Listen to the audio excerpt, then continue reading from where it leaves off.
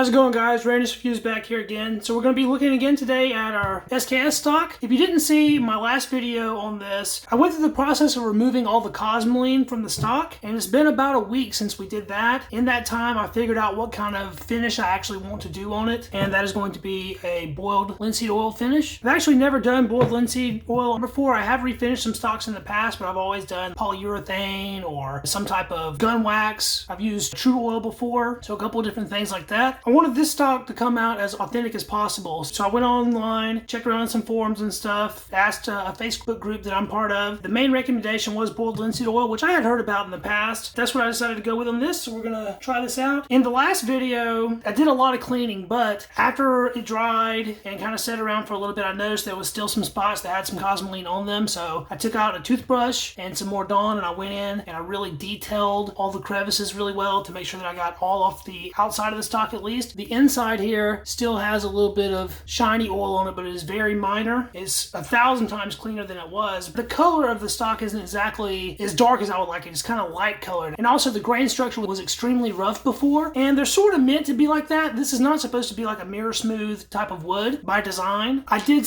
take some 400 grit sandpaper and I went over it just to take off those rough edges because the grain was sticking up so much. So just the spots that were really bad, especially on the left side of the stock here, it was extremely rough. I took a little bit of sandpaper to that, but other than that, it's pretty much the way it was out of the box, minus the cosmoline. So for this linseed oil, it's pretty straightforward actually applying it. From everything that I've seen, you pretty much just take it and put it on a rag. I'm going to be using an old cut up t-shirt as my rag, which we have that here. I'm going to put a little bit on this. It's not a very dark color, just kind of light tan color. And we just apply this to our wood. This first coat you want to put on kind of thick. Already that's looking a lot more hydrated, and the grain structure is coming out quite nice. It's looking pretty good just from putting that on it. You're going to let it soak into the wood for about 10 minutes or so. Then you're going to come back and wipe the whole stock off again. And then you're going to give that about 8 to 10 hours to dry. And then you're going to do a second coat. And depending on how it looks after that, you can go third, fourth coat if you want to. You can just keep going. The linseed oil should not give a very shiny finish. It'll be a nice matte finish with a little bit of sheen to it. This wood was extremely dry, so I would figure that it's probably going to soak up a lot of this oil. I might have to do a few coats.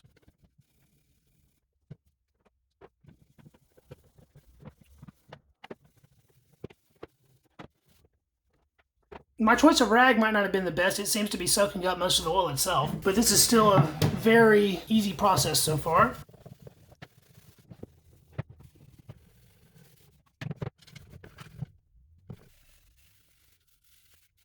It's looking pretty good. It doesn't really match the front handguard color-wise, which I didn't really do anything to the front handguard. It's still the way it was out of the pack, so it might have some Cosmo in it, even though it's not sticky. They are a different color wood, but they might have been a different color wood initially. I don't really know. Alright, so we're going to let this sit for 5 to 10 minutes to let it dry, and we'll come back and wipe some of this off. Alright, it's been about 10 to 15 minutes or so. It's looking pretty nice after its first coat. This wood was never the prettiest, and it never will be. It's seen some wear. There's dents and dings in it, and it's not perfect. I'm completely fine with that. I kind of like the way it looks, nice and worn. It feels like it soaked most of the oil in, so it doesn't really feel like there's that much to wipe off. We're just gonna go over it right quick with this paper towel just to take off any excess. We don't want this to get sticky like cosmoline would.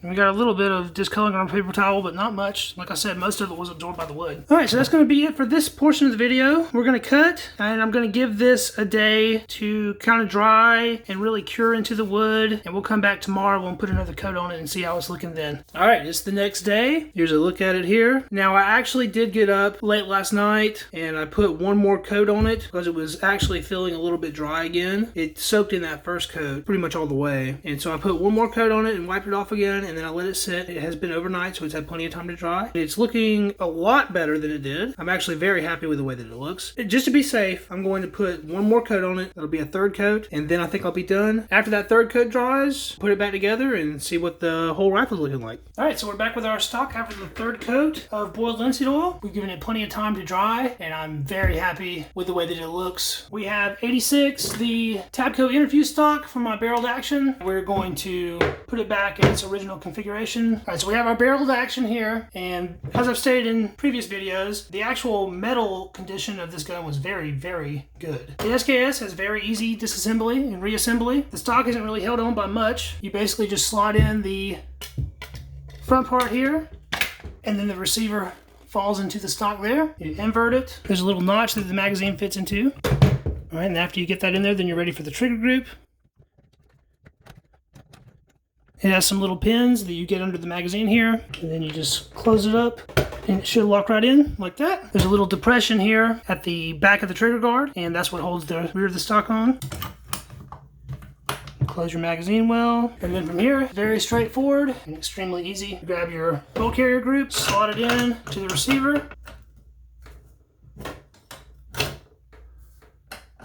and then we install the receiver cover. You use it to depress your recoil spring, and then you reinsert your takedown lever and close it. All right, after we do that, we will then drop the magazine, and then we'll check the action to make sure that it cycles. And it does cycle. And lastly, we will retract our bayonet back into its slot on our wood stock. There is the completed reassembled rifle back in its military configuration. The stock's finish doesn't match the front handguard 100% perfectly, but it is a very good match, and it does look quite nice. I'm very happy with getting the rifle back into its military state. The only thing that I have to do now is replace the butt pad and put the cleaning kit back in it, which is fairly easy, and I'll do that off cam. With the boiled linseed oil, it's recommended to reapply that every 6 months to a year. It can go longer than that without having to do it. It's low maintenance, and I really love this rifle. I can't wait to get it back out to the range. I haven't shot it in a couple years, and I'll be looking forward to doing that. Maybe we'll throw that on cam. I'll be inserting some high-def pictures of this if you want to stick around to the end to see a couple of those. Thanks for watching. If you like the video, please subscribe to the channel. I got more gun content on the way, and I'm going to continue to do ration reviews and product reviews and lots of other stuff. We'll see. We'll catch you in the next video. Peace.